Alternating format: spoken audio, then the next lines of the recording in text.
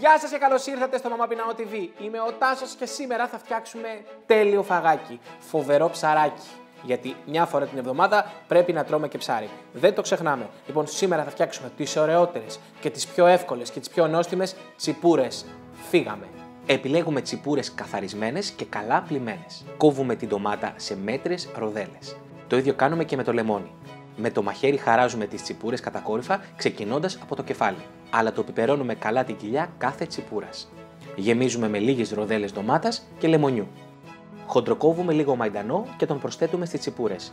Βρείτε αναλυτικά τη συνταγή και τις δοσολογίες των υλικών στο mamapinao.gr μαζί με πολλές ακόμα συνταγές. Αν χρειαστεί, προσθέστε επιπλέον αλαδοπίπερο στο εσωτερικό του ψαριού. Ακουμπάμε τη μία τσιπούρα στη λαμαρίνα που στρώσαμε με λαδόκολλα. Αλατίζουμε την επιφάνεια του ψαριού, ρίχνουμε μπόλικο φρέσκο πιπέρι. Περιχύνουμε το ψάρι με παρθένο ελαιόλαδο.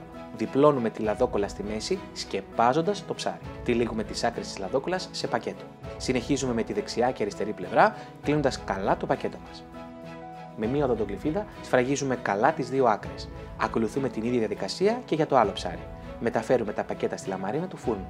Ψήνουμε σε προθερμασμένο φούρνο στους 160 βαθμούς για περίπου 30 λεπτά μέχρι να μαγειρευτεί καλά το ψάρι μας.